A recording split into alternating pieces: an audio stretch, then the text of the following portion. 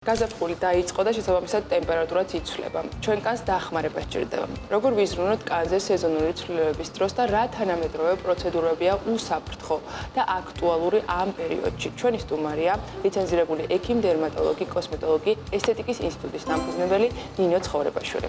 ნინო, მოგესალმებით. პირველ მარტივ კითხვას დავსვავ რეკომენდაციის სახით, რომ გითხრათ რა არის, როგორ შეიძლება რომ გამომშრალ კანს უკვე გაზაფხულზე მოუვაროთ და რა არის ის ძალიან მნიშვნელოვანი შეცდომები, რომელსაც ყურადღება უნდა მივაქციოთ კანის მოვლის დროს. პირველ რიგში კარგი ძილი, მეორე ჯანსაღი კვება, ეს როგორც აქსიომა, ასე უნდა ვიცოდეთ და საჭირო საშუალებების ხმარება, რომელიც ზუსტად მორგებული იქნება იმ სიტუაციას, უბრალოდ ამინც იმ მდგომარეობას, რა მდგომარეობაშიც არის დღესდღეობით თქვენი კანი.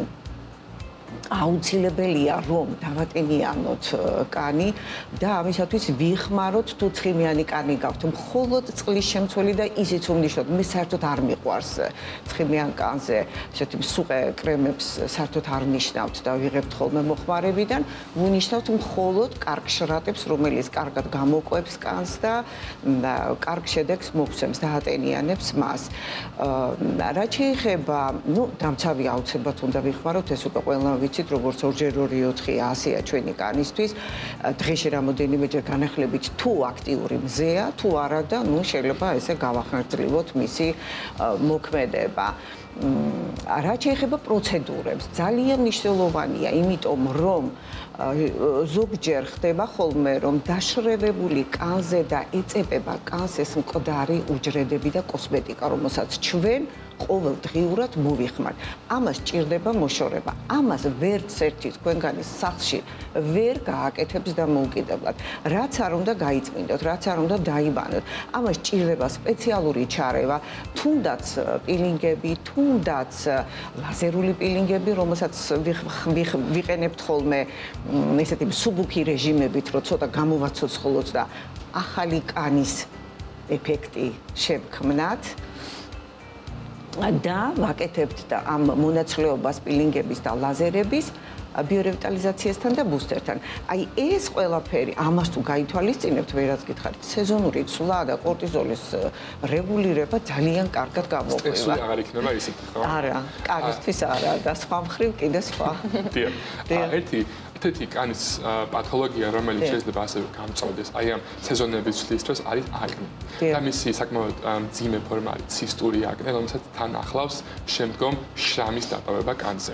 ამ დროს საკმაოდ იმედისმომცემი თერაპია არის CO2 ლაზერის გამოყენება. თქვენ თუ იყენებთ ამ თერაპიას, რა მიზნებისთვის იყენებთ? მასთან ამდენ ეფექტურია ეს ამ შემთხვევაში.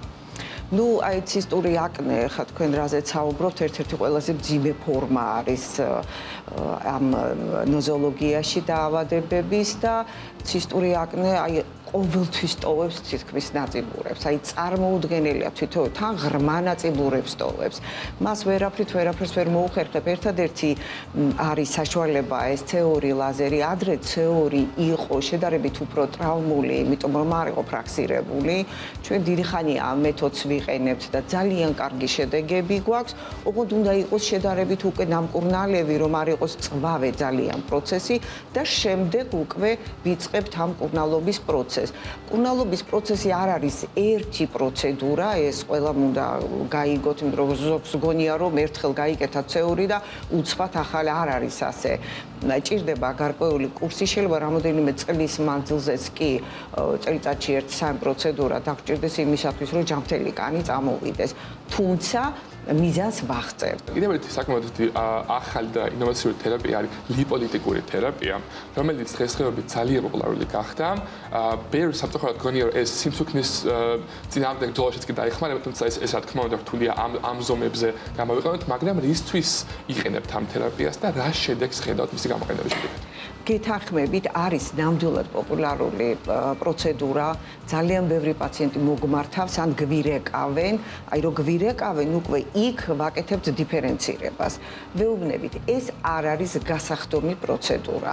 ეს არის პროცედურა, რომელიც აღადგენს სხეულის სილუეტს, სახის სილუეტს, იმიტომ რომ არ შეიძლება ამის გამოყენება დიდი დოზით მთელ სხეულზე, ეს დიდი დატვირთვაა შინაგან ორგანოებზე და ღვიძლზე, უნდა გაკეთდეს პატარა ზონებზე, ღაბავი კი ბატონო, სახის დავიწროება კი ბატონო, კლავების, კიდურების, მუცლის შეიძლება გაკეთდეს ფანტასტიკური ლიმფოდრენაჟი და ძალიან კარგი შედეგები გვაქვს თუ ჭკვიანურად გავაკეთებთ. დიდარეებზე როგორც დიდარეებზე არ შეიძლება, იმიტომ რომ დიდი ოდენობით ცხიმის დაშლას კიდევ სხვა შედეგები აქვს.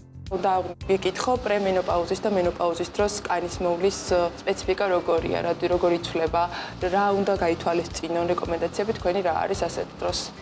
პრემენოპაუზა არის ურთულესი პერიოდი, ყველას მოიხსენება ეს და კანსაც რა თქმა უნდა, აი თუ კი დაბერების პროცესი, რომელიც იწყება 25 წლიდან, მიდის ნელ-ნელა და ესე რაღაცა პიკს აღწევს, აი პრემენოპაუზის დროს აქ ხდება 10ჯერ და 100ჯერ გამრავლება აი ამ დაბერების სიჩქარის. ამიტომ უნდა გაინტენსიურდეს ცოტა მოვლა კანის, ოღონდ მოვლა ინექციური საშუალებებით, იმიტომ რომ მხოლოდ გარედან მიწოდებული ეს საშუალებები ნაკლებად მუშაობს. რა უნდა გავაკეთოთ? აუცილებელია ბუსტერიზაცია კანის, აუცილებელია რევიტალიზაცია კანის, ოღონდ ექიმის დანიშნულები ძალიან გთხოვთ და არა ისე რომ აი რაც შეგვხვდება ბუსტერი და რაც შეგვხვდება ის ყველას არ ჭირდება ერთი და იგივე ტიპის ამიტომ ამ ინექციებსაც ძალიან დიდი მნიშვნელობა აქვს. იგივე ფილერი არის შეუცვლელი პრეპარატი, ისევე როგორც ბოტოქსი, მაგრამ დიფერენცირება უნდა მოხდეს. სად უნდა გაიკეთო, როგორ უნდა გაიკეთო, რომ არ მოხდეს ის გართულებები, რასაც ჩვენ ახლა ვხედავთ აი აქ ირგვლივ და ამიტომ ხალხი შეშინებულია და ჩვენც ვაშინებთ ზოგჯერ ადამიანებს, იმიტომ რომ სწორ ადგილას უნდა მივიდნენ, სწორად დაინიშნოთ და მაშინ შედეგიც რა თქმა უნდა ძალიან კარგია. გადავაგორებთ მენოპაუზასაც ასე.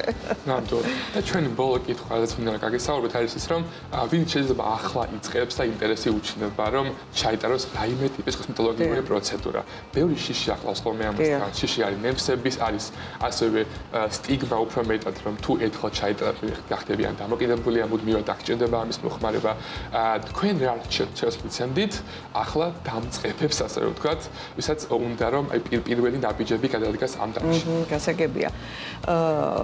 თუ არ დაგიწყიათ ჯერ სახის მოვლა და აპირებთ ჯერ ესეთი მოდით ვიტყვით იმას, რომ სახის მოვლა განსაკუთრებით თუ პრობლემური კანია, უნდა დაიწყოთ გარდატეხის ასაკიდან. ეს იმას არ ნიშნავს, რომ აუცილებლად ესთეტიკის კლინიკაში იაროთ, ხო? უბრალოდ უნდა მიხვიდეთ ნორმალურ ექიმთან, რომელიც ზუსტად დაალაგებს თქვენი მოვლის რეჟიმს. ესეც ხო მოვლაა. ესეც კულტურაა, რომელიც უნდა დაინერგოს. და ცოტა უკვე ბოზრდილ ასაკში თუ არაფერი ესეთი პრობლემა არ აწუხებს ხო ადამიანს. მოვლა უნდა დავიწყოთ აი 20 წლიდან, 25 წლიდან, ნორმალური კრემი ყველამ უნდა იხმაროს, მაგრამ რომელი კრემი იხმაროს, ისევ ჩვენი გადასაწყვეტია, ხო, უნდა გირჩიოთ ნორმალური. მოერიდეთ იაფასიან კრემის საშუალებებს, იმიტომ რომ ისინი ხშირად არის ბაქტერიულად დაინფიცირებული და სოკოვანი დაავადებების გამოწვევით შეიძლება გახდეს.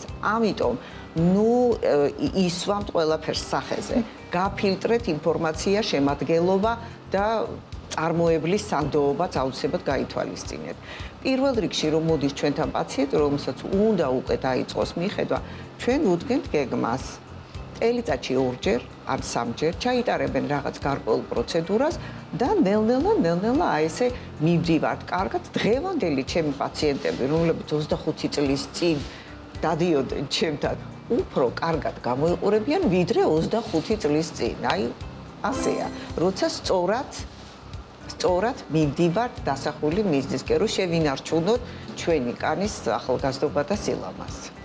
ამიტომ უღმესი მადლობა. ძალიან იმედი მომეცა. რომ ყველაფერი. ახლა იმას აქშია რომ ეს უნდა დავიწყო ფიქრი. ასაკი რომ მომემატება, იმედი მომეცა რომ შეიძლება ესე რაღაცა ლამაზად გავიარო ჩემი ასაკიანი წლები. მადლობა თქვენ. მადლობა.